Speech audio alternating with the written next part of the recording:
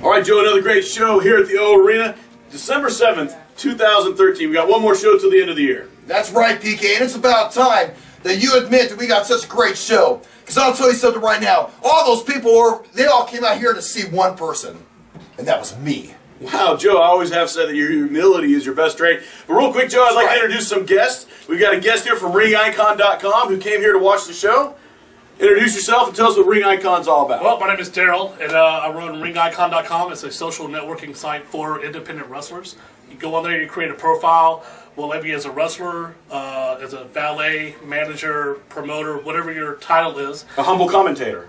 Yeah, that's right. Yes, very humble commentator. Thank you. And you can find other shows, other promotions. We promote everything independent wrestling. And we also do a web series called The Announcers Table on YouTube. If you go to youtube.com/ringicon, you can find our announcers table. We do 4 videos a week. Monday is Promotion Builder, talks about promotions and how they become to better themselves.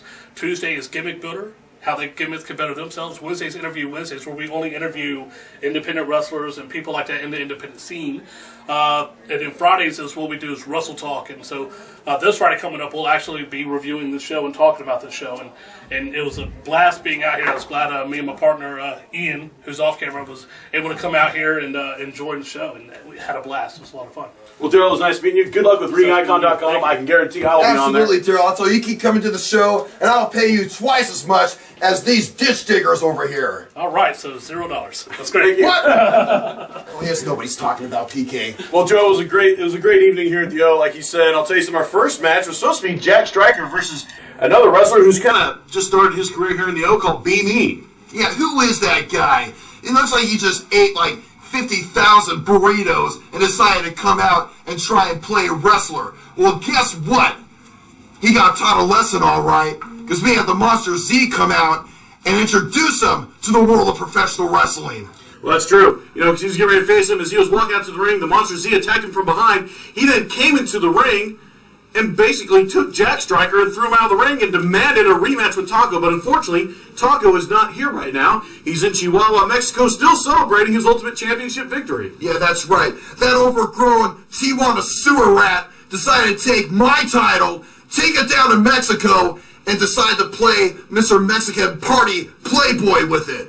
Well, I'll tell you something right now. When he comes back, I'm going to punish that little Taco because I'm going to throw him in the ring against Z. No, Joe, you're missing the translation. It's Taco Grande, not Taco Pequeño. But that's okay. We'll get to that later, okay?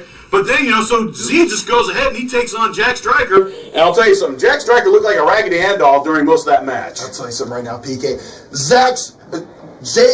Jack, whatever his name is, I don't care. Jack Striker, yeah, he's a good wrestler, but he was no match against the Monster Z. And I'll tell you what, we only breed real champions here at the OSWA, and that just goes to prove it. Right there. Well, Joe, I agree. The Monster Z hit him with that slam, took him out for the 3 count, and that was the end of Jack Striker. And I'll tell you something, he had to basically kind of just roll out of the ring at the end of the match there. Well, then after that, we had the track star Zach Blaine versus Rosilla. Calling him the track star. He is the champion, Zach Blaine, and he's a member of the show, which is one of the greatest stables in the world of professional wrestling. All you ditch diggers out there. And of course, your extreme love and pheromones are coming off for the show. Will you stop saying that, PK? Well, Joe, it's okay.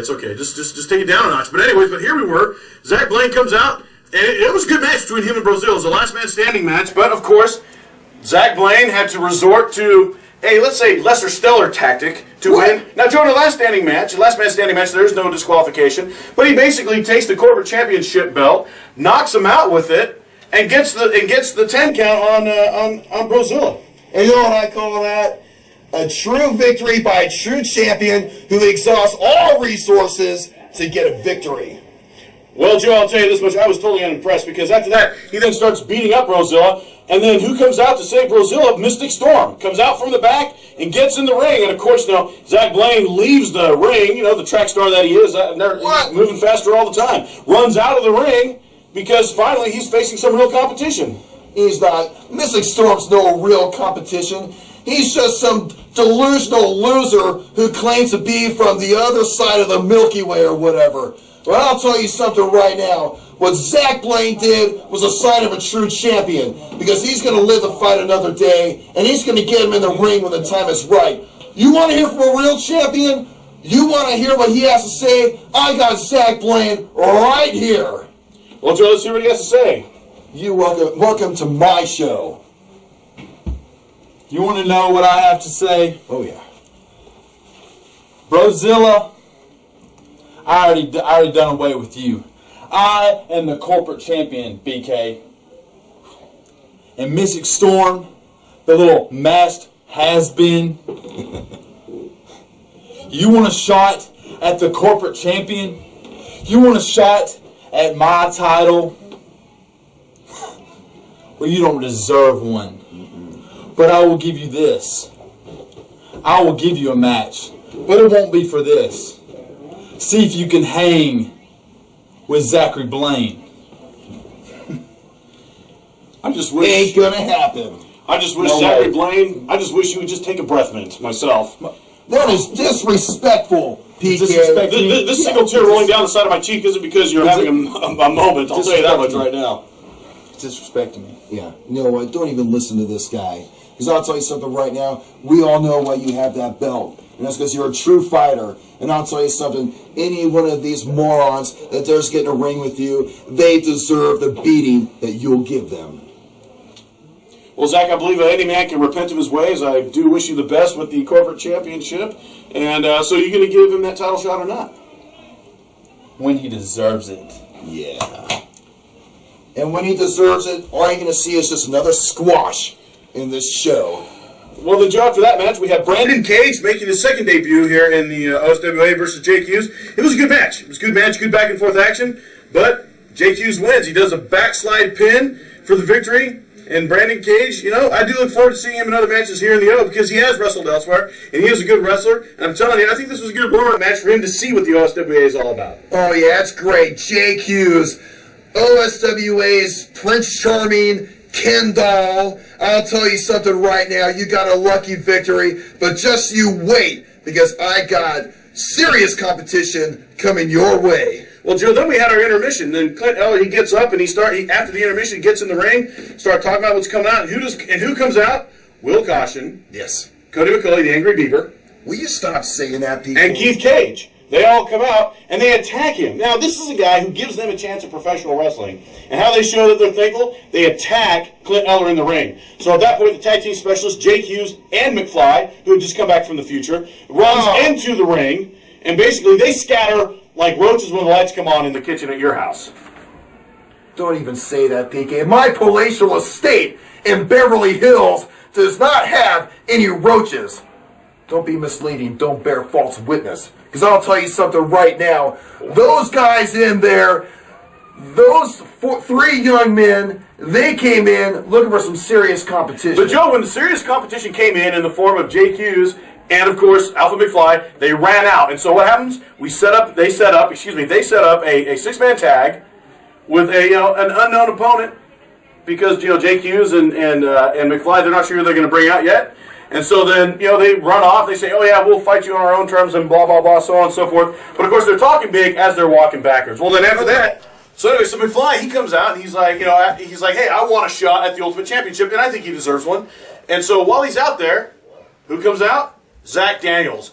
That's right. One of the greatest ones to ever walk into the OSWA. That guy is one of the best that we got on the mic. And he's one of the best ones that we have there in the ring. Well, Joe, you said he was the best of the best when we interviewed him. Will you stop with all that? Well, Joe, if you're going to say one thing to a guy's face and another thing behind his back, I think we have a right to know. I'll tell you something. In this promotion, there's plenty of room for the best. And that's why I run this show, all you fat ditch diggers out there. Because I'll tell you something right now. There's a reason why I had Zach Daniels here tonight. Well, Joe, that turned into a match between McFly and Daniels, and it was a great match. In fact, we had a title change twice, because McFly is the 24/7 champion. So Zach Daniels pins him on the entrance ramp. But then 4 seconds later, McFly pins him, and now Zach Daniels is by far and probably will always be the shortest reigning 24/7 champion in the OSWA. It doesn't matter, because you know what? There are better things on the horizon for Zach Daniels, and that little 4-second reign is going to be just a mere glitch. in the history of his great career. You can believe I will never forget that. But anyways, Sure you so the won't. match continues, but who wins? McFly, because Zach Daniels gets disqualified because he takes the bell ringer and he hits McFly with it. Yeah, well, it's about time that someone showed that delusional wannabe time traveler a lesson. Because I'll tell you something, I'm tired of him dancing around here acting like he owns the place. Well, I'll tell you what, he deserved that beating he got, and he deserves any beating that he gets in the future. Well, then we had Chad Silva take on the Big Squire, or Squire number 3. And Joe, I'll tell you something, the Squire went right after that bad knee of Chad Silva. That's right. You know what, Chad Silva, if he had any brains in that little head of his, he would stay out of the ring until he got some deep healing on that knee. Because I'll tell you something, his stubbornness and his pride is what's going to cost him his career. Well, Joe, I'll tell you this much, while they were in the middle of the ring, fighting it out, Z comes out, and he just stays there on the steps. on the entrance ramp, just menacingly looking into the ring. To the point where Chad Silva becomes distracted. Well, then Chad Silva kind of gets his game back on. He gets back into the ring, gets back into the match, and then all of a sudden, Z grabs the young man that Chad Silva walks out with and starts carrying him off. So Chad Silva gets distracted. The Big Squire then rolls him up and gets the pin. Well, you know what? That's what happens, PK, when you bring some little brat out there in the ring to help you, cheat a victory like Chad Silva is probably going to do. But the point is, he let the Monster Z get in his head. That his loss is his fault, PK. Well, Joe, I will give that to you, and that's probably the most honest thing you've ever said on any one of our recaps, and you are correct. I'm a very truthful man. Z got into the head of Chad Silva, costing him that victory. And then, Joe, our main event tonight was Cody McCauley, the Angry Beaver, versus Will you stop saying that? Will Caution, or who I like to sometimes call Will Cautious, and Keith Cage, who have now formed their own little stable called Disorderly Conduct. Absolutely. Versus the tag team specialists of Jake Hughes and Alpha McFly, with their guest, Mr. Mystic Storm. Mystic Storm, oh yeah. So what? You know, I'll tell you something. Disorderly Contact. You know what I love about them? You're looking into the future of OSWA. They're the future best in this company, and they're the future champions in this company, and they deserve more respect than all those ditch-digging fans out there gave them tonight. Well, Joe, it's funny because you and I grew up out west, but I didn't know that you spent some time in Boston because you called them Disorderly Contact. Anyways, so Disorderly Contact... Shut up. So Disorderly Contact... This is live. Disorderly Conduct and the tag team specialists, they're going at it, and dude, it's back and forth, and all of a sudden it comes down to Cody McCauley and, of course, Mystic Storm, the legal man in the ring. Mystic Storm, from the top rope, does a cross-body slam and gets the pin for the tag team win. Yeah, so he got lucky. Well, I'll tell you something. They're only gonna get lucky once. Because Disorderly Conduct, they got plenty of gold in their future. And don't you forget it, PK. Now, Joe, our next show is on the 21st of December. That's our Christmas show. We've got some great things lined up. We've got the Grinch and the Monster Z versus Santa, and a contender of the fans' choosing. Go on the OSWAEntertainment.com website and vote for the wrestler that you want to tag with Santa. And I know that I won't be on there because he'll all vote for me, and that's a guaranteed win. Well, then, Joe, And it'd be two Grinches. Why would you want two Grinches? Well, you shut up, PK. Yeah, we're the Grinches who saved Christmas at the end of the story. Don't you forget that. I think you're the Grinch that spits Christmas. Anyways, Well, you so shut then, we've also got our jacket drive going on. So if you come to the O Arena on one of our show nights and you bring a usable coat, you get half off your ticket price. And of course, we also got the OSWA Christmas Championship that night. Folks, I'm looking forward to that. I'm looking forward to once again having the O fans here at the arena. What about me? I'm looking forward to it too. I'm actually looking forward to sitting next to you, Joe, and once again sharing these brotherly moments that we have. Thank you very much, and we'll see you all at the next